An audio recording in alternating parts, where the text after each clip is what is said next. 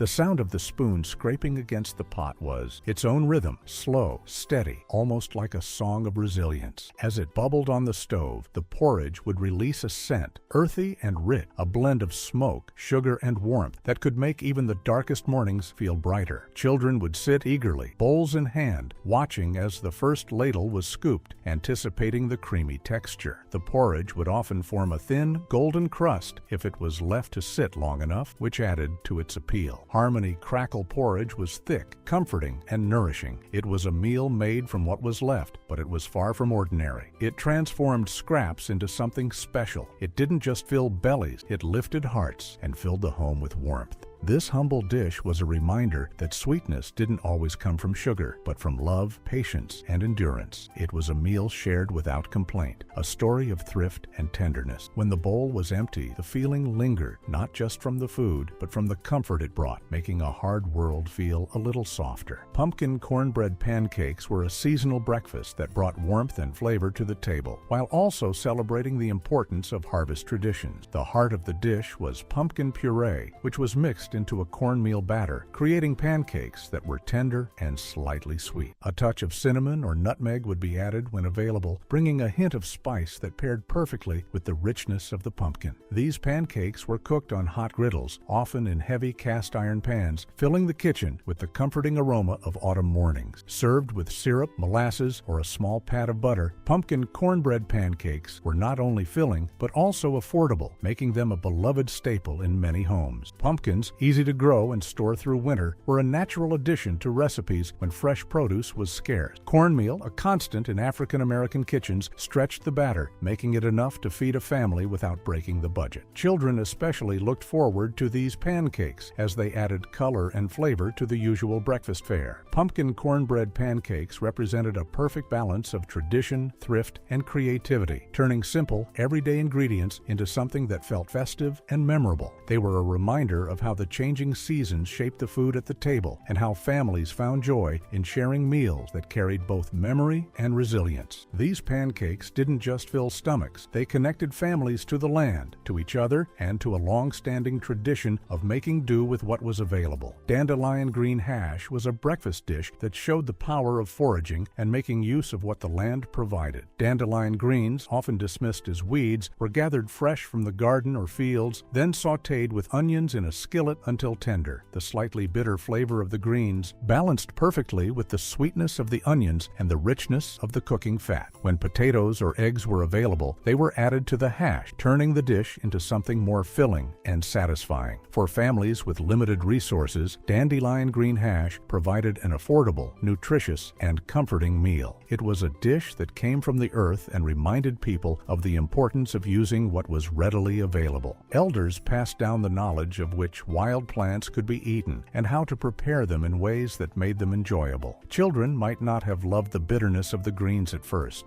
but over time they grew to appreciate them as part of their everyday lives.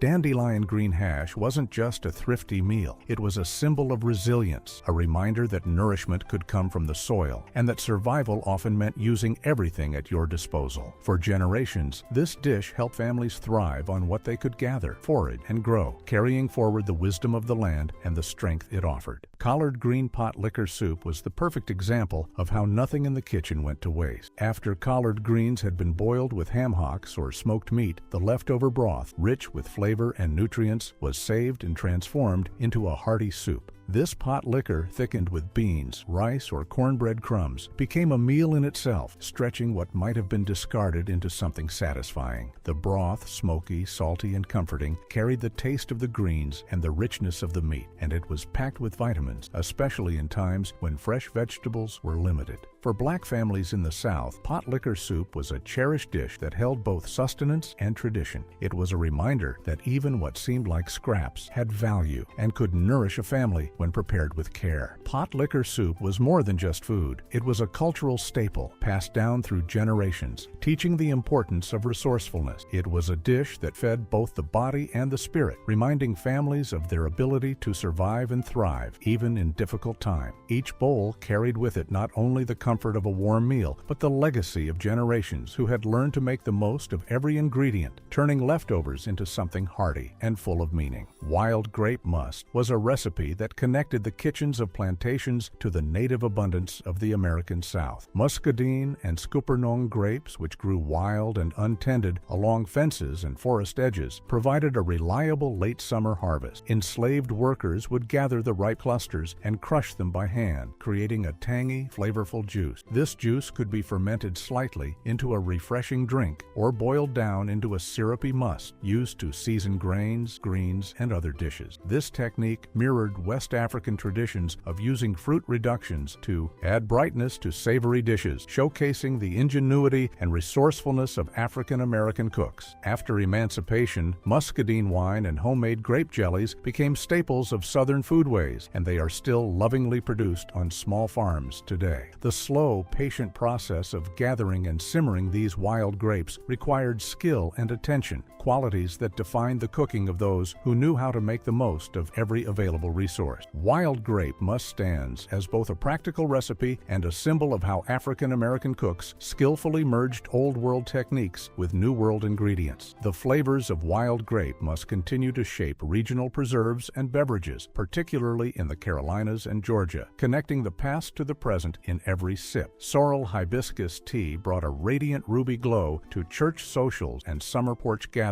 offering a refreshing burst of flavor and tradition. The tart, floral taste, steeped from dried hibiscus petals and sweetened with cane sugar, reflected the Caribbean influences African American families carried with them during migrations north and west. Grandmothers would brew the tea in large enamel pots, sometimes adding a hint of ginger or a squeeze of lime to brighten the flavor. Children eagerly watched the deep red liquid swirl into pitchers, knowing that it signaled a special occasion was at hand. Served chilled over cracked ice in simple glasses, sorrel tea became the drink of choice for cooling guests during humid southern evenings as hymns and laughter filled the air. But sorrel tea was more than just a refreshing beverage. It was a quiet link to the ancestors and homelands across the sea. Over the years, soda and store-bought beverages began to replace the careful preparation of sorrel, and the vibrant tradition faded from many communities. However, those who still make it treasure the deep crimson drink as a reminder of resilience, shared history, and the strength that came from generations of people who kept their cultural practices alive. Sorrel hibiscus tea is a symbol of the enduring connection to African heritage, a drink that once colored every celebration and continues to represent the warmth and spirit of home. Stewed field peas with cornbread was a Southern staple that appeared on tables regardless of how difficult times became. Field peas, inexpensive and easy to grow, could be dried and stored, making them a reliable ingredient through the seasons when other food was scarce. My grandmother would slowly simmer the peas with onions, and if there was any leftover pork, it might be added to the pot for extra flavor until the peas broke down into a thick, savory stew. Alongside it, cornbread was baked to perfection, crumbly, warm, and ready to soak up every drop of that rich broth. Together, this pairing made a meal that was both hearty and comforting, packed with enough substance to keep workers fed after long days in the fields. Field peas, while humble compared to black-eyed peas or butter beans, carried the earthy taste of the land, giving them a grounding, familiar flavor that many families cherished. For those with limited resources, this dish was a dependable option, one that not only nourished the body, but provided a sense of pride and tradition. Stewed field peas with cornbread was a reminder that simple food could still be delicious and fulfilling, that necessity could bring out the best in cooking. For generations, this meal has been more than just sustenance. It has been a reflection of the resilience and spirit of those who made do with what they had, stretching ingredients to create meals that filled both the stomach and the heart. Stewed okra and tomatoes was the kind of dish that took simple garden produce and turned it into something nourishing enough to feed a family. Okra, a vegetable with African origins, thrived in the rich southern soil, while tomatoes grew easily in backyard gardens, providing an abundance during summer harvests. Together, when simmered slowly with onions, spices, and sometimes a scrap of salt pork, they created a stew that was tangy, savory, and thick. The dish was relied upon because it stretched small harvests into larger meals, often served over rice or with cornbread to make it more filling. Stewed okra and tomatoes became especially important during times when meat was too expensive to buy, as it added depth and nutrition without the need for animal protein. Families could create a hearty, satisfying meal using the vegetables they grew themselves. The dish carried not only nourishment, but also memories of long summer days spent in the garden working to provide for the family. It became a symbol of resilience and frugality, showing that even in times of scarcity, a meal full of flavor and love could be made from what the land provided. For many, the taste of stewed okra and tomatoes was a reminder of hard work, patience, and the strength that came from making the most of what was available. available. Hickory nut milk was a drink that delivered rich, natural nutrition when dairy was limited or unavailable. Hickory nuts, found in abundance across the forests, were cracked and pounded into a fragrant paste, which was then steeped in hot water and strained to produce a creamy, nourishing liquid. This drink could be enjoyed warm as a comforting morning beverage or used to enrich cornbread and porridge, providing sustenance without reliance on cow's milk. The technique of making hickory milk drew directly from indigenous American practices, which African cooks learned, adapted, and incorporated into their own culinary tradition. Hickory trees were plentiful across the southeastern United States, ensuring a steady supply of nut for those willing to gather and crack the tough shells. Even after emancipation, rural families continued to make hickory milk for special dishes, and some Appalachian recipes still call for it today. Its smooth, rich flavor and nourishing qualities illustrate how African American cooks combined local knowledge with Old World methods to create foods that had lasting value. Hickory nut milk stands as a quiet but powerful symbol of ingenuity and resourcefulness, linking the bounties of the forest to a tradition of culinary skill and resilience. It remains a testament to the ability to find sustenance in the land around you, using nature's abundance to create meals that sustained both body and spirit. Okra fritters, also known as okra cakes, offered crispy, golden edges with a tender interior that celebrated the fresh bounty of summer garden. Fresh okra pods were chopped fine, mixed with cornmeal, onions, and a dash of pepper, then spooned into hot oil and fried until each patty puffed and browned to perfection. These fritters were sold at fish fries, church picnics, and traveling fairs, easy to eat by hand and full of flavor that tied African heritage to southern soil. The okra lent a subtle sweetness and helped bind the fritters, keeping them moist, while the cornmeal crust added a satisfying crunch. Children often stood by, impatiently waiting for the first fritter to cool enough to taste, eager to enjoy the crispy delight. Vendors would wrap the fritters in newspaper cones, allowing families to stroll through the evening air, the sounds of music and conversation mingling with the scent of frying okra. While modern snack foods have replaced these handcrafted treats, those who remember the sound of oil popping and the taste of garden-fresh okra know that the fritters carried more than just flavor. They held the joy of gathering together, the pride of taking what the land offered and turning it into a meal that became a celebration. Okra fritters were more than food. They were a symbol of community, tradition, and the pride of turning humble crops into something worth savoring. Sorghum syrup biscuits with milk were a dinner that showed how families could find sweetness even in times of struggle. Sorghum syrup, a natural sweetener that was cheaper than sugar, was often kept in jars that seemed to last forever, a prized pantry staple. The syrup would be poured generously over hot biscuits fresh from the oven. My grandmother baked the biscuits using flour and lard, ingredients that could be stretched to make multiple meals, ensuring there was enough for everyone. Once the biscuits were baked and split open, she'd drizzle them with sorghum syrup and serve them alongside cold milk poured into glasses. The simplicity of the meal was deceptive. Though basic, it was incredibly filling and comforting, providing enough energy to sustain tired workers and growing children. The sweetness of the syrup turned what would otherwise be a plain biscuit into something that felt like a treat, elevating the humble dish into a moment of joy. In the 1960s, this kind of meal served as a reminder to families that comfort didn't always require meat or elaborate ingredients. It was about making do with what you had and finding happiness in the simplest things. Sorghum syrup biscuits with milk were a reminder that sweetness could soften the hardest edges of hardship, that in the midst of struggle, a little care and creativity could turn even the most basic meal into something that nourished both body and soul. It was a dish that reflected the resilience of families who learned to find contentment with what was available and shared it with love. Chicken neck gravy was the very definition of making the most of what you had, stretching scraps into a satisfying and hearty meal. Poultry was expensive, and most families couldn't afford to buy large cuts of meat, so every part of the chicken was put to use, and nothing went to waste. The necks, often considered the least desirable part of the bird, were simmered slowly to release every bit of rich flavor, filling the kitchen with the comforting smell of broth. Once the necks were tender, they were removed, and the flavorful liquid was thickened with flour and the chicken's drippings to create a savory gravy. Poured over rice, mashed potatoes, or biscuits, it transformed what was once an overlooked part of the chicken into something that felt indulgent and satisfying. For many families, this simple dish stretched one chicken into multiple meals, ensuring that no food went to waste. This kind of resourcefulness was central to survival cooking, especially especially for black families in the South, where making the most out of every ingredient was a necessity. Chicken neck gravy may not have been glamorous, but it represented pride in making something delicious and nourishing out of very little. It carried the feeling of home, the warmth of a meal that brought everyone to the table, and the satisfaction of knowing that everyone would leave fed.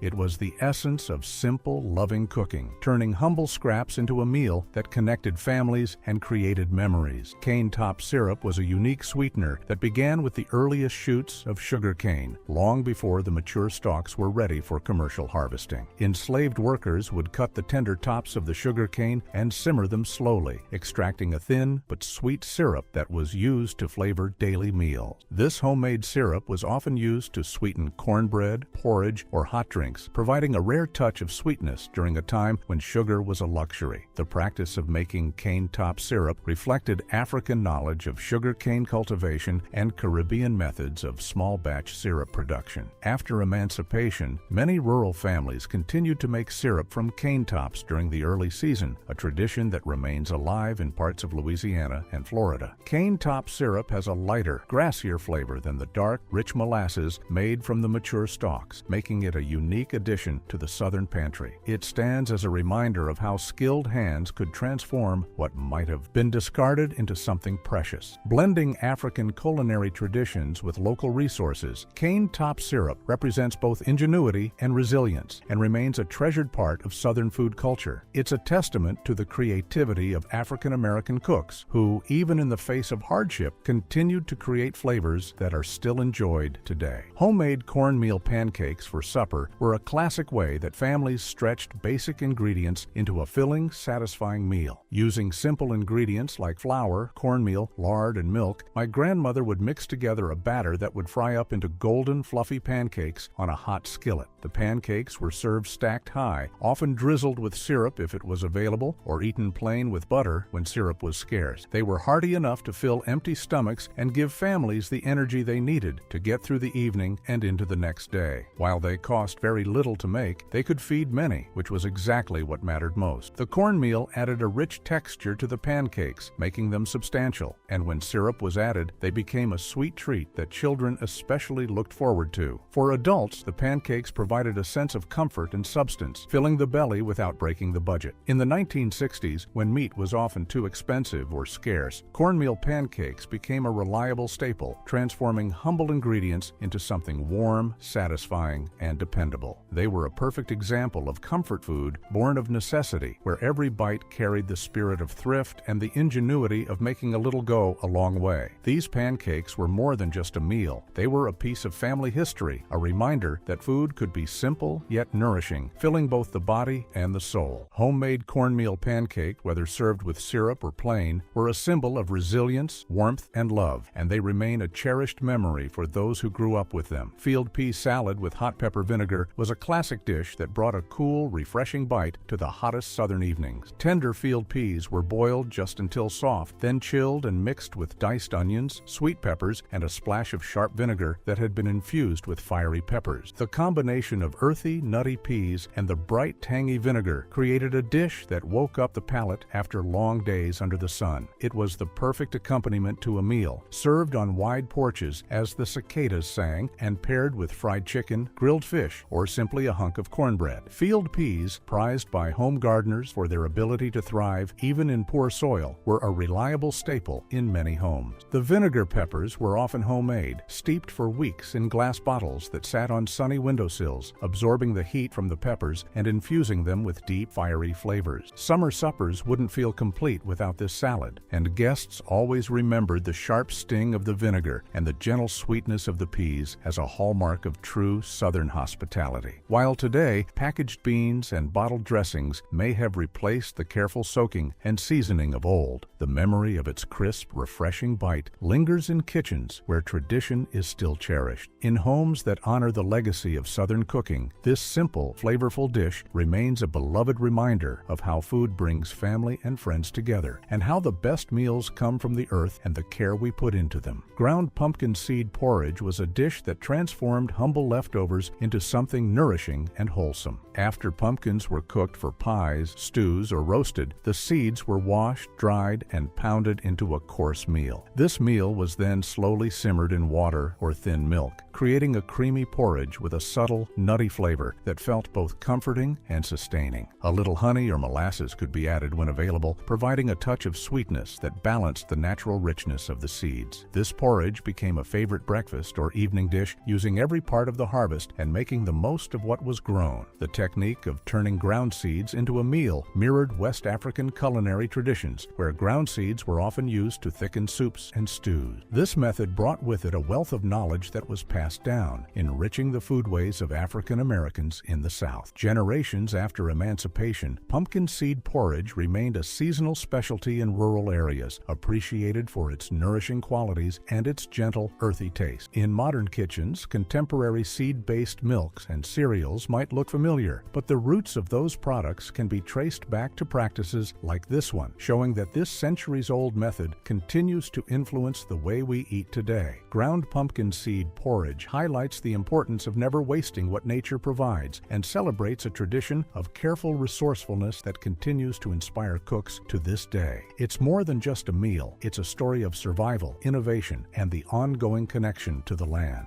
Which of these humble 1960s kitchen treasures do you remember most? Was it the crisp bite of field pea salad or the creamy warmth of pumpkin seed porridge? Share your favorite in the comments below. Don't forget to hit that like button and subscribe so we can keep sharing more stories straight from the heart of the kitchen.